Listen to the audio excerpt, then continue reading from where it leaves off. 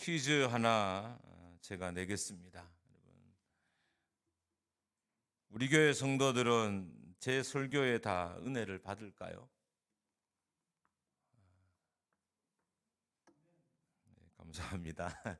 예, 생각보다 답이 쉬워요. 왜냐하면 다 은혜 받지 않습니다. 목사 입장에서는 모든 성도들이 은혜를 받았으면 좋겠지만 성도의 입장에서는 또 선포되는 말씀을 은혜 받고 싶지만 실제로는 그런 일들이 빈번하게 일어나지는 않습니다. 그럼 저는 말씀의 은혜를 잘 받는 사람일까요? 제가 설교를 참 많이 들었어요. 왜냐하면 설교를 잘한다는 게 이상하지만 잘 하기 위해서는 설교를 많이 듣기도 해야 돼요. 저는 그래서 5년간 3분, 4분, 많을 땐 5분의 목사님의 설교를 매주일 계속 들었어요. 그렇게 열심히 들으면 따지고 보면 우리나라에서 최고의 그 당시에 기르상 같은 목사님들인데 제가 매주 은혜 받았을까요? 그렇지 않습니다. 그렇다면 그분들의 설교가 제 설교보다 못해서 그럴까요? 그렇지 않다는 겁니다. 오늘 씨 뿌린 자의 비유를 통해서 제가 한번 답을 찾아보려고 합니다. 오늘 본문은 씨 뿌리는 자의 비유입니다. 정확하게 말하면 씨 뿌려진 땅에 대한 비유. 마가복음이 새벽 기도의 본문인데 씨 뿌리는 자의 이 비유가 여러분과 저에게 말씀에 대해서 어떻게 말씀하신지를 한번 우리가 들었으면 좋겠습니다. 먼저는 씨 뿌리는 자의 비유에서 씨 뿌리는 자는 동일하다는 거예요. 그러니까 길가에 씨를 뿌린 자나 돌밭에 씨를 뿌린 자나 가시떨기에 씨를 뿌린 자나 좋은 땅에 씨를 뿌린 자나 같은 사람이라는 거예요. 그러니까 씨를 뿌리는 사람이 달라서 결실의 차이가 나는 게 아니라는 거예요.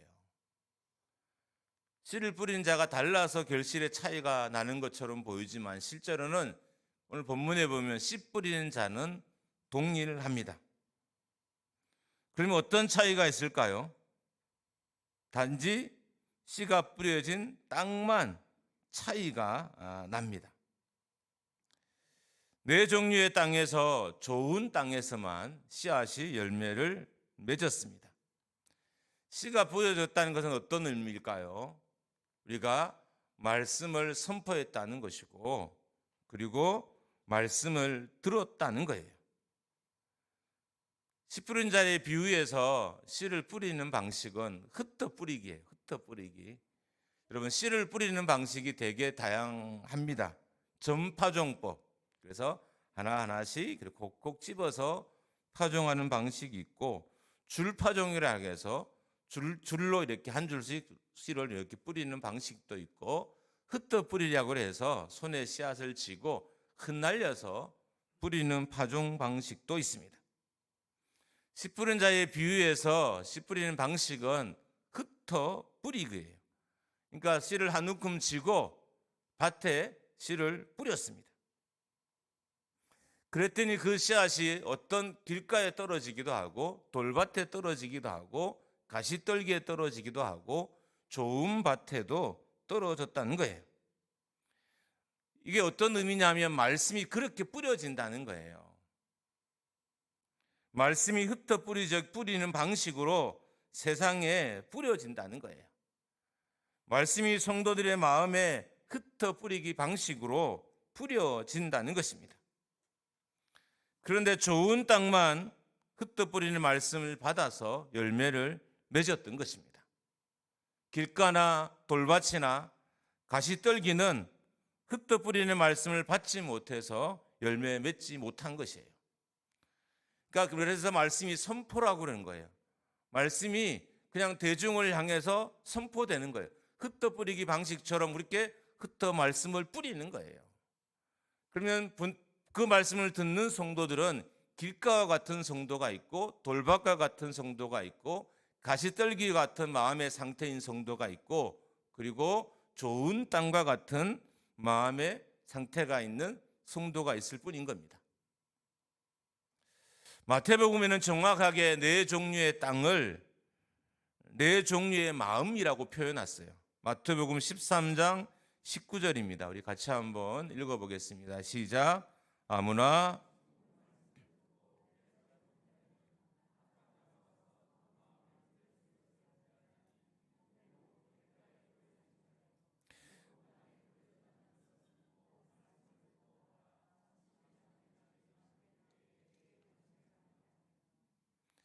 땅이 마음이기 때문에 좋은 땅이라는 것은 좋은 마음을 의미합니다.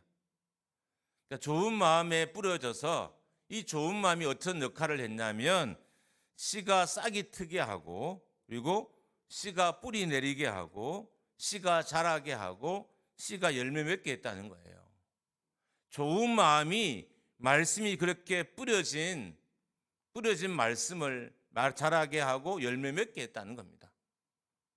그러니까 길가와 같은 마음들, 돌밭과 같은 마음, 가시떨기 같은 마음에는 말씀이 뿌려졌음에도 불구하고 그 마음의 상태가 말씀을 키우지 못한 거예요. 그래서 열매가 없었다는 것입니다. 좋은 마음이란 복음을 싹이 트게 하는 마음이고, 여기서 우리 씨앗은 말씀으로 그리고 복음으로 이렇게 볼 수 있어요. 그래서 좋은 마음이란 복음을 싹이 트게 하는 마음이고, 좋은 마음이란 복음이 뿌리 내게 하는 마음이고, 좋은 마음이란 복음이 자라게 하는 마음이고, 좋은 마음이란 복음이 열매 맺게 하는 마음인 거예요. 그러니까 좋은 마음이어야 이 말씀이 싹이 나고 뿌리가 나고 자라서 열매를 맺는다는 것입니다. 좋은 마음이란 말씀이 싹이 트게 하는 마음, 그러니까 착한 마음을 의미하는 게 아니에요. 여기서 좋은 마음은 선한 마음, 국률의 마음, 이 마음을 의미하는 게 아니에요. 여기서 좋은 마음이란 말씀이 싹이 트게 하고 말씀이 뿌리 내리게 하고 말씀이 자라게 하고 말씀을 열매 맺게 하는 마음을 의미합니다. 교회 안에는 안타깝게도 열매 맺지 못하는 땅과 같은 마음이 있고, 그리고 열매 맺는 땅과 같은 마음이 있습니다. 두 마음들이 교회 안에 있어요. 교회 안에는 길가와 같은 마음도 있고, 돌밭과 같은 마음도 있고, 가시떨기와 같은 마음도 있고, 좋은 땅과 같은 마음도 있습니다.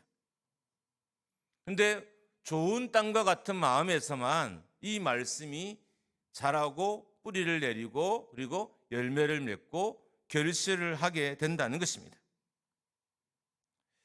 예수님은 길가와 돌밭과 가시떨기 위에 떨어진 씨가 어떻게 떼었는지 말씀을 통해 잘 가르쳐 주셨습니다.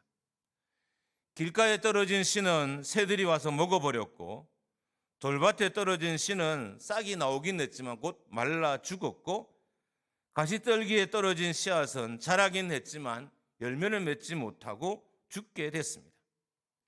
결과적으로 보면 길가, 돌밭, 가시떨기에 떨어진 씨는 열매를 맺지 못한 것입니다. 그러니까 말씀을 듣는 이들 중에 거기에는 저도 포함이 되겠죠. 여러분과 저 가운데는 돌밭과 가시떨기와 길가와 같은 마음이 있어서 말씀을 받아들이고 자라고 그리고 열매 맺지 못하게 된다는 것입니다. 교회를 다니지만 말씀을 듣지만 열매가 없는 건 좀 무서운 말씀이기도 하고 부끄러운 말씀이기도 하고 안타까운 말씀이기도 합니다. 그 마음이 열매를 맺을 수 없는 상태이기 때문인 거예요. 오늘도 이렇게 말씀이 뿌려져요. 그럼 여러분과 제가 좋은 땅과 같은 마음이 되어야 이 마음이 내게 싹이 나고 자라고 그리고 결실을 해서 열매를 맺을 수 있게 되는 것입니다. 근데 만약에 여러분과 저의 마음이 길가와 돌밭과 가시떨기와 같은 마음이라면 아무리 많은 말씀이 뿌려져도 그 말씀이 자라거나 씨앗을 맺거나 결실하지는 못하게 됩니다. 예수님은 또한 왜 길가와 돌밭과 가시떨기에 떨어진 씨가 열매를 맺지 못했는지에 대해서도 상세하게 설명하십니다. 길가에 부러진 씨가 열매를 맺지 못한 것은 사탄의 역사 때문에. 그러니까 우리의 마음 중에는 사탄의 종로를 타는 마음도 있다는 거예요. 늘 사탄의 종로를 타면 이거는 사탄에 사로잡힌 거고, 그런 의미가 아니고 말씀이 뿌려질 때마다 사단의 역사가 있어서 사단이 그 말씀을 다 거두어 가버리는 거예요. 그런 마음의 상태가 있다는 겁니다. 돌밭에 떨어진 씨가 열매를 맺지 못하는 것은 환경 때문이라고 합니다. 환경. 그러니까 말씀은 받았어요. 말씀은 들었어요. 근데 자기가 처한 환경 때문에 이 말씀이 뿌리를 내리거나 자라거나 그래서 열매 맺지 못하게 된다는 거예요. 환경 때문에 계속적인 순종을 할 수 없다는 겁니다. 여러분, 씨가 떨어져서 싹이 나고 뿌리가 내리고 또 열매를 맺고 한다는 것은 계속적인 순종이 있었다는 거예요. 말씀에 대한 지속적인 순종이 없으면 결코 말씀은 뿌리 내려거나 자라거나 성숙할 수 없어요. 잠깐의 순종으로 열매 맺는 말씀은 없습니다. 오늘 이 말씀을 들었어요. 그럼 이 말씀을 잡고 여러분이 지속적으로 이 말씀을 살아야 이 말씀이 열매 맺는 결과를 내가 보게 되는 것이지, 잠깐 내가 말씀을 듣고 잠깐 순종한다고 해서 이 말씀이 열매를 맺거나 뿌리를 내리거나 결실은 하지 않게 된다는 것입니다. 가시떨기 위에 떨어진 씨가 열매를 맺지 못하는 것은 세상의 염려와 재물과 유혹과 기타 욕심 때문이라고 합니다. 그러니까 말씀이 흩어뿌리기 방식으로 내 마음에 떨어졌어요. 이게 뿌리가 내리고 조금 자랐어요. 근데 결국 마지막엔 열매 맺기 직전에 이 열매를 결실하지 못하고 메말라 죽게 됩니다. 마음의 염려와 재물의 유혹과 그리고 기타 여러 가지 욕심 때문이라는 거예요.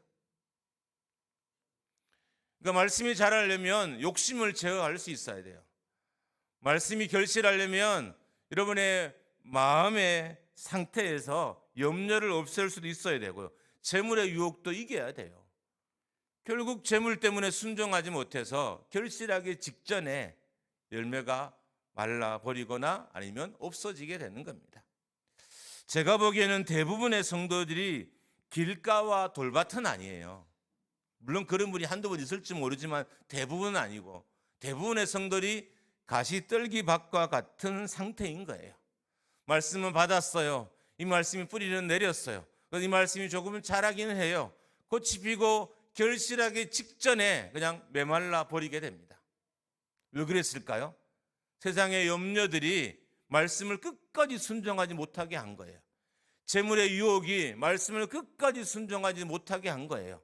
많은 욕심들이 계속해서 말씀을 순종하는 자리에 여러분과 저를 있게 하지 못했던 거예요. 그래서 말씀이 결실하지 못했던 것입니다. 두 번째로 씨 뿌리는 자의 비유에서 씨는 복음입니다. 씨 뿌리는 자는 1차적으로 예수님이시고 2차적으로는 복음을 전하는 사람들입니다. 복음을 전하는 자들에게서, 말씀을 전하는 자들에게서 말씀을 받아들일 수 있는 마음의 상태가 준비되어야 열매 맺습니다. 좋은 땅과 같은 마음의 상태가 되어야 열매를 맺는다는 거예요. 여러분, 수치적으로 보면 열매 맺지 못하는 땅이 4분의 3이고 열매 맺는 땅이 4분의 1이에요. 좀 실망스럽죠? 흩어 뿌리기 방식으로 씨앗을 뿌렸는데 4분의 3은 열매를 못 맺었어요. 4분의 1만 열매를 맺었어요. 이 말은 어떤 의미일까요? 우리가 말씀을 받고 또 그 말씀이 씨앗이 뿌려진 자리에서 싹이 나고 뿌리가 내려지고 성장했어요.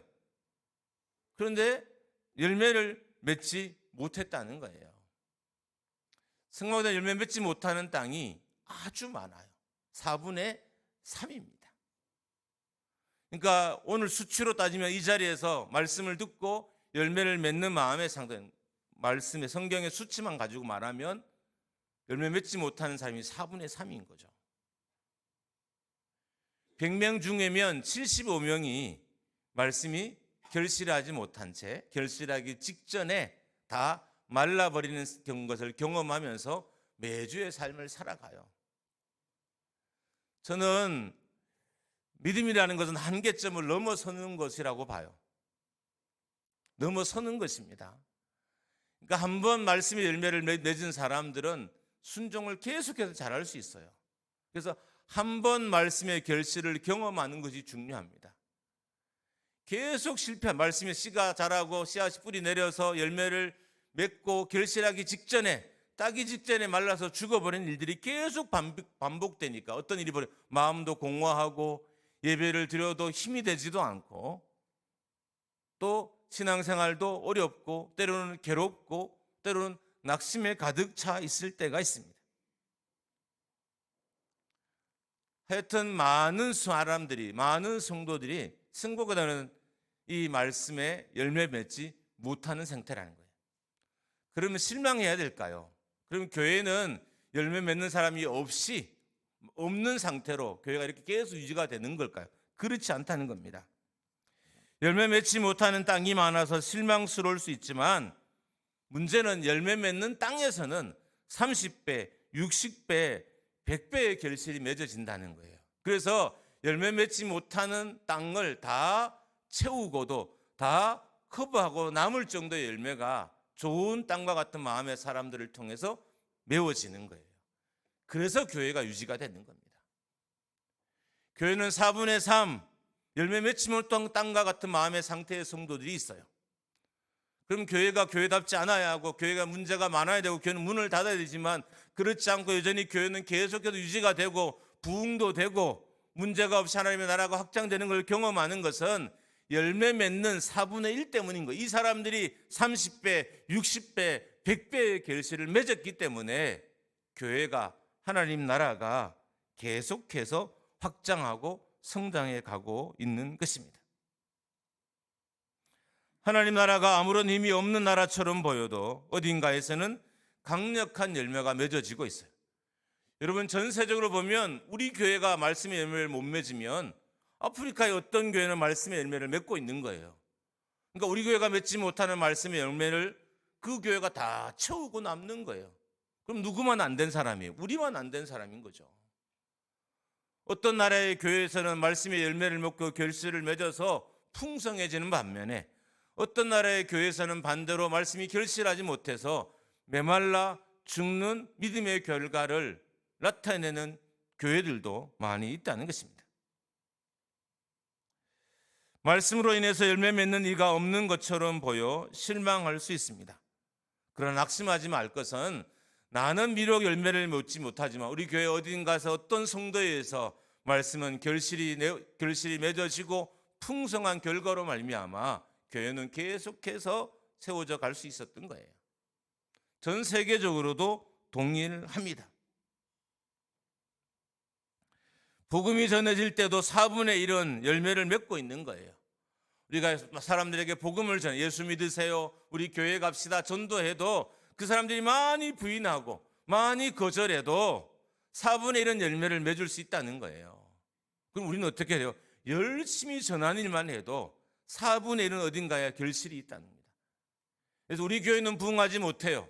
우리 교회는 성장하지 못하지만 다른 나라 어떤 곳에서는 우리 교회가 성장하지 못하는 것보다 몇 배, 수십 배의 성장이 있다는 거예요. 제가 왜 이렇게 구분할까요? 계속 열매 맺는 땅과 열매 맺지 못하는 땅을 왜 구분할까요? 왜 이렇게 자세히 설명할까요? 이왕이면 우리 교회가 열매 맺는 땅이 되고 우리 교회 성도들이 열매 맺는 땅이 되자는 거예요. 어딘가에는 열매 맺는 땅이 있겠지만 어딘가에는 부흥하는 교회가 있겠지만 우리 교회가 되자는 거예요. 그런 일이 이 재단에 일어나기를 주님의 이름으로 축원합니다. 할렐루야. 복음을 전하되 낙심할 필요가 없습니다. 교사들도 목회자들도 말씀을 전하면서 낙심할 필요가 없습니다. 어딘가에선 열매가 맺어져요. 비록 나의 말씀이 선포하는 자리에서 열매가 결실이 없지만 하나님 나라의 전체적인 영역에서 봤을 땐 어떤 나라의 어떤 교회에서는 말씀이 맺어지고 열매가 있고 결실이 나고 있다는 것입니다. 복음을 받아들인 자에게, 말씀을 받아들인 자에게 이런 열매가 나타나게 되는 것입니다. 좋은 땅에 말씀이 뿌려졌다는 것, 그리고 열매를 맺었다는 것은 말씀에 대한 긍정적인 반응이 있었다는 거예요. 그러니까 좋은 땅은 어떤 땅이냐? 말씀에 대해서 적극적으로 긍정적으로 반응하는 땅이에요. 여러분, 씨앗이 가진 힘보다 씨앗이 자라고 성장하기 위해서는 땅의 힘이 더 필요해요. 씨앗은 싹이 틀 때까지 제 역할을 다 해요. 그 씨앗에 있는 영양분으로 싹이 틀 때까지 역할을 다 하고 그 다음부터는 땅에 있는 영양분으로 결실을 하는 거예요. 똑같아요. 말씀을 선포하는 자들이 생명을 다해서 힘있게 말씀을 선포해요. 그 말씀이 여러분의 마음밭에 떨어졌어요. 이제 여러분이 그 말씀에 적극적으로 반응하고 긍정적으로 반응해야 그 말씀이 뿌리가 내리고 결실을 맺을 수 있게 된다는 것입니다. 마가복음 4장 20절입니다. 함께 읽습니다. 시작. 좋은 땅에 뿌려졌다는 것은 곧 말씀을 듣고 받아 30배나 60배나 100배의 결실을 하는 자니라. 열매를 맺었다는 건 어떤 의미냐면 말씀을 듣고 받았다는 거예요. 내 마음에 긍정적인 작용이, 적극적인 작용이 일어났다는 거예요. 여러분이 말씀을 들을 때 여러분 마음에 긍정적인 그리고 적극적인 반응이 없으면 말씀은 뿌리 내리거나 그리고 자라고 결실하지 못하게 되는 거예요. 좋은 땅과 같은 마음이 어떤 땅인가요? 어떤 마음인가요? 말씀에 적극적으로 반응하는 마음인 거예요. 이 말씀이 나를 살릴 것을 믿고, 이 말씀이 나를 회복시킬 걸 믿고, 이 말씀이 우리 가정을 결실하게 믿고, 이 말씀이 나를 새롭게 할 것을 믿는 그 내면에 적극적인 반응이 있는 마음이 좋은 땅과 같은 마음인 것입니다. 말씀을 기뻐하며 받았기 때문에 말씀이 열매를 맺은 겁니다. 말씀이 너를 용납했기 때문에 말씀에 결실이 있었던 거예요. 성도들은 말씀을 듣지만 말씀을 용납하지는 않아요. 그 말씀이 내 안에 역사하도록 내 마음을 다 내어드리진 않아요. 귀가 있어서 말씀을 듣기는 해요. 제 소리가 커서 말씀을 들을 수 있기는 해요. 그러나 그 말씀이 여러분 마음속에 작용하도록 용납하지는 않는 거예요. 좋은 땅은 어떤 땅과 같은 마음, 어떤 마음인가? 말씀을 용납하는 마음이 좋은 땅과 같은 마음인 것입니다. 여러 감각을 사용해서 말씀을 들었기 때문에 열매가 맺어진 것입니다. 그러니까 내 외면과 우리의 내면을 다 동원해서 말씀을 받았기 때문에 말씀의 열매가 나타난 거예요. 우리는 말씀을 들을 때 외적인 모든 감각을 다 활용해서 말씀을 들어야 하고요. 내면에는 그것을 용납하고 받아들이는 그런 작용이 있어야 말씀이 열매를 맺을 수 있어요. 여러분, 세상의 열매도 맛있고 아름답고 멋있어요. 가을에 맺어진 과일들을 보는 건 정말 기쁜 일이에요. 저희 고장이 사과를 농사를 많이 지어요. 그래서 늦가을에 고향을 가다가 보면 발갛게 온 산에 사과가 익어 있어요. 정말 얼마나 멋진지 몰라요. 저희 고장은 또한 수박 농사를 많이 지어요. 그래서 여름에 휴가철 좀 전이죠. 고향을 가다 보면 들에 정말 탐스러운 수박들이 잔뜩 열려져 있어요. 여러분, 세상의 결실도 이렇게 아름다워요. 근데 말씀의 결실은 더 아름답습니다. 그래서 우리가 말씀을 내 마음으로 용납해야 돼요. 이 말씀이 자리 잡도록, 이 말씀이 내 안에 역사하도록, 이 말씀이 나를 고치도록 말씀을 내가 용납해야 하는 것입니다. 말씀에 대한, 복음에 대한 반응이 없으면 영적인 결실과 열매는 맺을 수 없습니다. 좋은 땅이란 복음에 대한, 말씀에 대한 반응이 다른 땅을 의미하는 거예요. 여러분의 마음이 좋은 땅과 같으려면 다른 성도들과 다른 사람들과 보다 말씀에 대한 반응이 달라야 돼요. 그게 좋은 땅과 같은 마음이고 그 땅의 말씀이 열매를 맺게 되는 것입니다. 이제 말씀을 좀 정리합니다. 오늘 본문은 먼저 말씀을 받아들이면, 복음을 받아들이면 결실이 있다고 말합니다. 말씀을 적극적으로 받아들이고 말씀에 적극적으로 반응하면 많은 결실이 맺어진다는 거예요. 우리는 말씀을 듣기만 하고 마음으로 용납하고 받아들이지 않습니다. 말씀을 들으실 때 여러분은 어떻게 반응하고 계십니까? 말씀에 대한 반응이 열매를 좌우해요. 30배, 60배, 100배 열매를 맺었는데 또 맺음의 양도 달라요. 그러니까 어떤 곡식에서는 30배, 어떤 싹에서는 60배, 어떤 싹에서는 100배가 맺었다는 것은 결실이 달라. 이 결실도 반응에 따라 결실이 다른 거예요. 반응이 좋으면 결실은 하는데 반응이 더 좋을수록 더 많은 결실이 있다는 거예요. 우리 말씀에 대해서 긍정적으로 적극적으로 반응하고 말씀을 용납하는 용납의 크기가 점점 커지면 말씀의 열매는 더 많이 맺어지게 되는 거예요. 말씀의 열매는 이루 말할 수 없이 아름다워요. 우리가 낙심해 있을 때 말씀 한마디가 우리가 살아나는 일들을 경험하게 되고, 우리가 낙심해 있을 때 하나님의 위로가 말씀을 내려지는 것을 경험해요. 이 말씀의 열매들은 상상할 수 없이 아름답고 좋은 것들입니다. 그런데 이 열매를 맺으려면 여러분이 말씀에 대해서 적극적으로 긍정적으로 반응해야 됩니다. 말씀은 여러분과 저에게 역동적인 반응을 요구합니다. 복음도 마찬가지입니다. 복음에 대해서 적극적으로 받아들이지 않으면 복음을 알 수 없고, 그리고 복음의 힘도 경험하기 어려운 거예요. 복음을 받아들이고 수용하는 사람들에게서 복음의 강력한 역사가 나요. 복음을 배척하는 곳에는 그들의 영혼과 삶이 메마르지만 복음을 받아들이고 수용하는 곳에서는 복음으로 말미암아 그들의 영혼과 삶이 살아나는 것을 경험하게 되는 것입니다. 복음이든 말씀이든 반응이 좋아야 열매를 맺고 결실하게 됩니다. 말씀이 얼마나 강력한 힘인지 디모데후서 3장 16절이 말해줍니다. 디모데 3장 16절을 같이 한번 읽어봅니다. 시작. 모든 성경은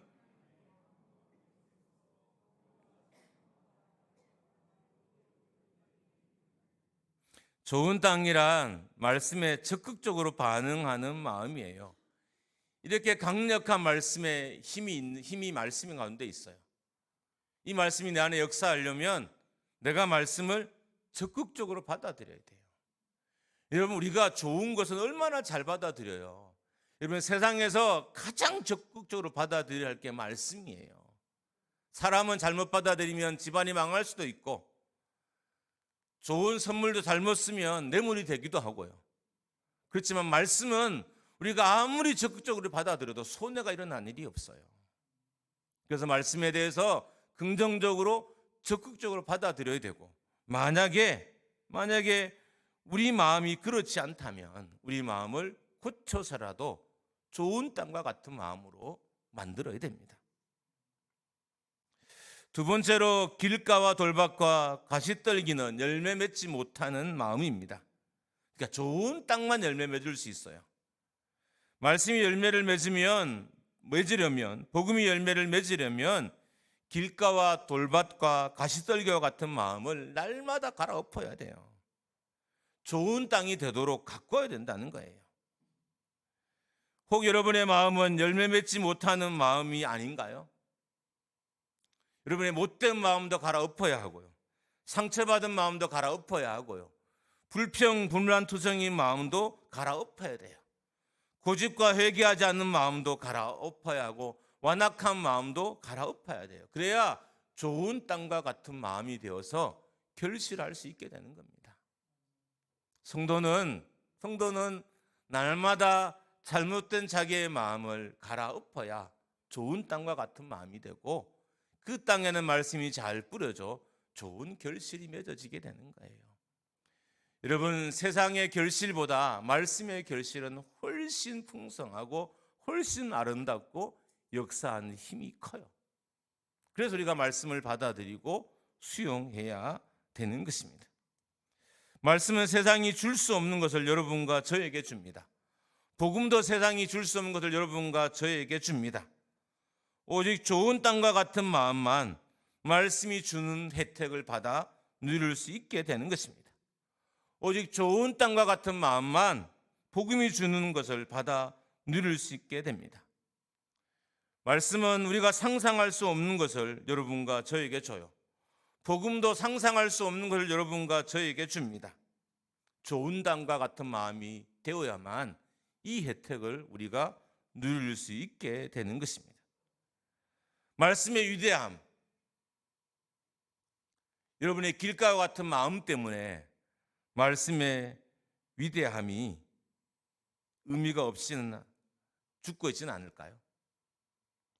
여러분의 돌박과 같은 마음 때문에 말씀의 위대함이 아무렇지 않게 보이지 않을까요? 오직 좋은 땅과 같은 마음만이 말씀의 위대함을 경험할 수 있습니다.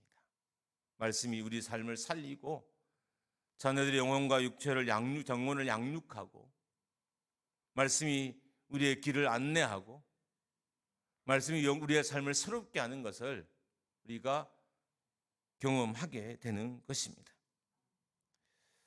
목장교회가 이제 말씀에 잘 반응한 교회가 되기를 주님의 이름으로 축원합니다. 오늘 말씀이 잘 마음에 와닿지 않았다면 여러분 한 주간 말씀을 열심히 갈아엎어서 다음 주에 또 오십시오. 그런 말씀의 위대함을 깨닫게 될 겁니다. 저는 언젠간 저도 부족함이 많지만 우리 교회 성도들이 말씀을 들으면서 흐느끼고, 또 말씀을 듣다가 가슴을 치고, 말씀을 듣다가 죄를 자복하고, 말씀을 듣다가 삶을 헌신하는 말씀의 위대함의 역사가 이곳에 나타날 수 있기를 주님의 이름으로 축복합니다. 우리의 마음을 갈아엎으십시다. 못된 마음들을 다 갈아엎읍시다. 이거 가지고 천국 갈 마음 아니잖아요. 여러분 천국에 이 마음 갖고 갈 수 있겠습니까? 다 갈아엎어서 말씀이 역사하는 마음으로 이 땅을 살아가기를 주님의 이름으로 축복합니다.